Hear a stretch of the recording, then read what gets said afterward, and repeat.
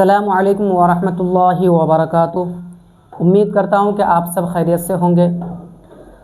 दोस्तों, stock market के अंदर जो कंपनियाँ रजिस्टर्ड होती है या फिर ऑनलाइन या ऑफलाइन की दुनिया पर जो भी कंपनियाँ होती है, उन कंपनियों के बारे में आज हम जानने वाले हैं कि कितनी तरह की कंपनियाँ होती है और किस तरह की कंपनियों के अंदर हम शेयर को ख़रीदते और बेचते हैं, किस तरह की कंपनियां स्टॉक मार्केट के अंदर रजिस्टर्ड होकर के रहती है और एक कंपनी को स्टॉक मार्केट में आने के लिए क्या चीज़ करनी पड़ती है। और इसके अंदर सबसे ज़रूरी और अहम चीज़ ये जानने वाले हैं कि आईपीओ किसको कहा जाता है। तो आज हम लोग इंशाल्लाह दो तरीके को अच्छे तरीके से जानने वाले हैं। सबसे पहली चीज़ ये है कि कंपनियां कितनी तरह की होती है और दूसरी चीज़ ये जानने वाले हैं कि आईपीओ किसको कहा जाता है। तो सबसे पहली चीज़ जान लेते हैं कि कंपनियां कितनी तरह की होती है। तो इसके लिए आप ये ध्यान में रखें कि कंपनियां तीन तरह की होती है।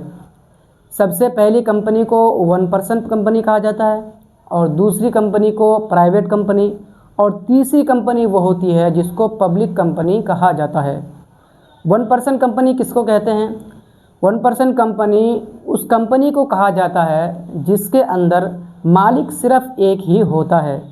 यानी 1% कंपनी उस कंपनी को कहेंगे जिसके अंदर मालिक सिर्फ एक ही हो, उसके अलावा दूसरा कोई मालिक ना हो।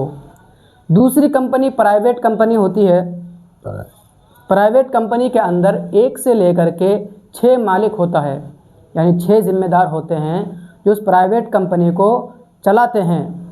ये दोनों जो कंपनी होती है 1% कंपनी और प्राइवेट कंपनी, ये ऐसी कंपनियां होती है जिनके शेयर्स को हम ख़रीद और बेच नहीं सकते।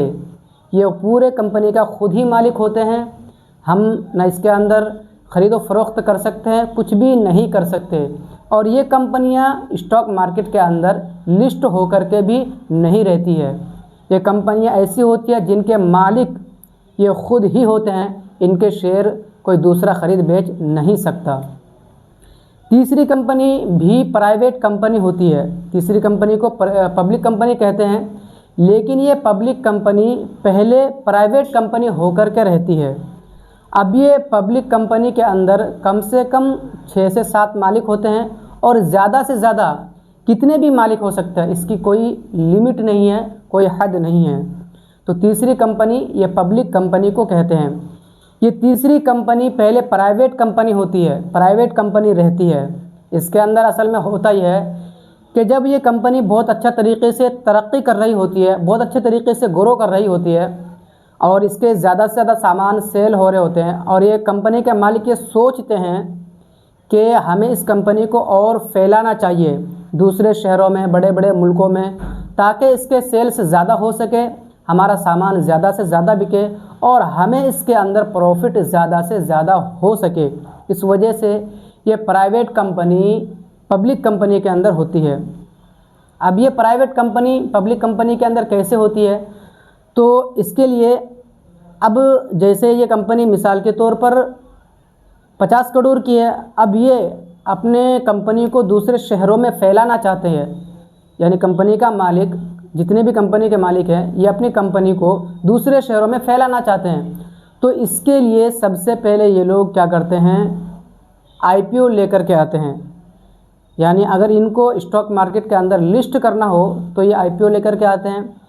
आईपीओ से पहले ये कंपनी करती क्या है, इसके प्रॉफिट क्या है, इसके नुकसान कितना है, कंपनी क्या चीज़ बनाती है, इनका हेड ऑफिस कहाँ है, कंपनी के अंदर काम करने वाले कितने हैं, कंपनी कितने साल से चल रही है, क्या क्या तरक्की कर रही है, ये सारी की सारी चीज़ें जितनी भी है उनके अंदर प्रॉफिट, नुकसान, लॉस, सारी चीज़ें ये कंपनी सेबी को पहले जांच कराती है, सेबी को दिखाती है।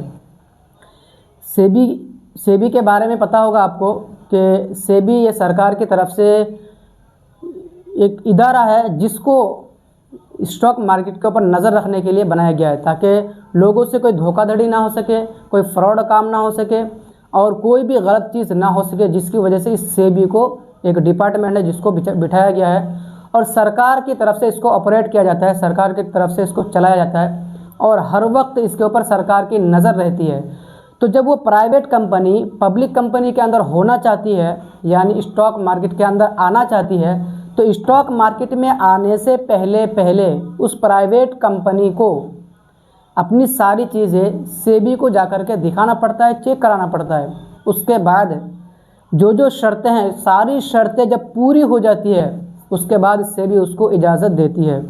उससे इजाज़त लेने के बाद फिर वो कंपनी के मालिक अपनी कंपनी को कागज़ात और नंबर के एतबार से छोटे छोटे हिस्सों में टुकड़े कर देते हैं और बांट देते हैं, और उसके अंदर कंपनियों के शेयर ज़्यादा से ज़्यादा निकाले जाते हैं। मिसाल के तौर पर कंपनी को 50 करोड़ 100 करोड़ की ज़रूरत है, तो वो उसी हिसाब से उतने शेयर निकालेंगे ताकि उसको ज़्यादा से ज़्यादा लोग ख़रीद सके, यानी ज़्यादा से ज़्यादा लोग उस कंपनी के अंदर हिस्सेदारी ले सके और उनके पास पैसे ज़्यादा से ज़्यादा आ सके। अब इसके अंदर जो कंपनी के शेयर की कीमत रखी जाती है, इनकी कीमत को रखने में ये खुद कंपनी के मालिक डिसाइड नहीं करते, बल्कि उनके अंदर जो बड़े बड़े लोग हैं, जो उनके अंदर एक्सपर्ट हैं, वो इस चीज़ को डिसाइड करते हैं। और उन कंपनियों की वैल्यू देखी जाती है कि उन कंपनी की हैसियत क्या है, उनकी वैल्यू क्या है। उन सब को देख करके फिर उन कंपनियों के शेयर की कीमत रखी जाती है। इनकी कीमत इतने ज़्यादा भी नहीं होते जिसको लोग ख़रीद भी ना सके, और इतने कम भी नहीं होते जिसकी वजह से कंपनी की कोई हैसियत भी ना रहे। मिसाल के तौर पर कोई अगर एक कंपनी है और उसकी कीमत, एक शेयर की कीमत 50 से 1 करोड़ 2 करोड़ रुपए रख दे, तो आपको भी पता है कि कोई भी इंसान उसको नहीं ख़रीदेगा। इसलिए उसकी कीमत मुनासिब रखी जाती है और कंपनी को देख करके रखी जाती है। तो उसके बाद कंपनी की कीमत रखने के बाद फिर वो कंपनी आईपीओ लेकर के आती है। अब आईपीओ का क्या मतलब होता है? आईपीओ का मतलब होता है इनिशियल, यानी आईपीओ का फुल फॉर्म है ये initial public offering. Initial public offering का मतलब ये होता है कि पहली मर्तबा किसी शेयर के अंदर, किसी कंपनी के अंदर हिस्सेदारी के लिए ऑफ़र करना, ये होता है आईपीओ का मतलब।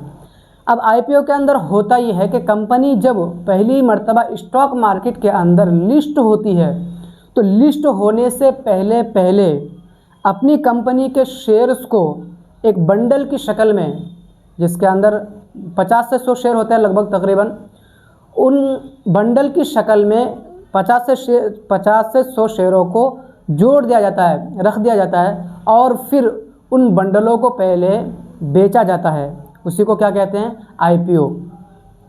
अब उसके अंदर होता ये है कि जब, यानी स्टॉक मार्केट में लॉन्च होने से पहले पहले, स्टॉक मार्केट में लिस्ट होने से पहले पहले वो कंपनी उन आईपीओ को सेल करती है। अब आईपीओ के अंदर ऐसा नहीं होता है कि जो बंदा चाहे वही ख़रीद ले, बल्कि आईपीओ को पहले ब्रोकर ऐप के अंदर अप्लाई करना पड़ता है। जो भी कंपनी होती है वो कंपनी ब्रोकर ऐप के अंदर, उसके अंदर अप्लाई का ऑप्शन दे करके रखती है, और ब्रोकर ऐप के अंदर सारी चीज़ें वो आ जाती है कि कंपनी कब लिस्ट होने वाली है, उसके आईपीओ कब से कब तक मिलेंगे, कब से कब तक आप अप्लाई कर सकते हैं। तो उसके अंदर अप्लाई करना पड़ता है। और आईपीओ की कीमत एक आम शेयर से ज़्यादा होते हैं, क्योंकि आईपीओ के अंदर एक शेयर नहीं होते, बल्कि उनके अंदर कई सारे शेयर होकर के उसको एक बंडल की शक्ल में बनाया जाता है। इस वजह से उसकी कीमत ज़्यादा होती है। और आईपीओ को ख़रीदने के लिए कम से कम एक आईपीओ का एक लॉट का होना ज़रूरी है, यानी जिस बंडल है उस बंडल को लॉट कहा जाता है, और एक लॉट को ख़रीदना ये ज़रूरी है। कम से कम एक का ज़रूरी है, उससे ज़्यादा भी आप ख़रीद सकते हैं। अब ख़रीदने के लिए उसके अंदर अप्लाई करना पड़ता है। अप्लाई करने में बहुत सारे लोग अप्लाई करते हैं। अगर कोई कंपनी बहुत अच्छी होती है तो उसके लिए ज़्यादा से ज़्यादा लोग अप्लाई करते हैं। और फिर इसके अंदर ऐसा ज़रूरी नहीं है कि जितने भी लोगों ने अप्लाई किया हर एक को मिल जाए, बल्कि जितने लॉट होते हैं वो लॉट के हिसाब से, अगर कम लोगों ने अप्लाई किया है तो सारे को मिल जाते हैं, और अगर ज़्यादा लोगों ने अप्लाई कर दिया है तो फिर सबको लॉट नहीं मिलते। जैसे ही लॉट मिल जाते हैं, लॉट मिलने के बाद फिर वो कंपनी क्या होती है, आईपीओ लेकर के आती है। जिस दिन कंपनी आईपीओ लेकर के आती है और वो आईपीओ मार्केट के अंदर आ जाते हैं, उसी दिन से ये कहा जाता है कि कंपनी स्टॉक मार्केट के अंदर लिस्ट हो चुकी है। यानी वो उसका पहला दिन होता है स्टॉक मार्केट में आने का, जिस दिन कंपनी आईपीओ लेकर के आ जाती है। तो खैर कहने का मतलब ये है कि कंपनी 3 तरह की होती है। एक 1 पर्सन कंपनी जिसके अंदर 1 मालिक होते हैं, दूसरी प्राइवेट कंपनी जिसके अंदर 1 से लेकर 6 मालिक होते हैं, और तीसरी पब्लिक कंपनी जिसके अंदर कम से कम 6 से 7 मालिक होते हैं और ज़्यादा से ज़्यादा कितने भी मालिक हो सकते हैं। पहले की जो 2 कंपनी 1 पर्सन कंपनी और प्राइवेट कंपनी, उसके अंदर हम शेयर को ख़रीद और बेच नहीं सकते क्योंकि उसके शेयर स्टॉक मार्केट के अंदर लिस्ट होकर के नहीं रहती है। तीसरी जो कंपनी है जिसको पब्लिक कंपनी कहते हैं, वो पहले प्राइवेट होकर के रहती है, जब उसको स्टॉक मार्केट के अंदर आना होता है तो प्राइवेट से पब्लिक होती है और पब्लिक होने के बाद आईपीओ लेकर के आती है, फिर उसके अंदर हम शेयर को ख़रीद और बेच सकते हैं। तो उम्मीद करता हूं कि आपको अच्छे तरीके से ये चीज़ समझ में आ गई होगी कि कंपनियां कितनी तरह की होती है और किस तरह की कंपनियों में हम शेयर को ख़रीदते और बेचते हैं और आईपीओ किसको कहते हैं। तो इस वीडियो में इतना ही। मैं मिलता हूं एक नए वीडियो के साथ। खुदा हाफिज़।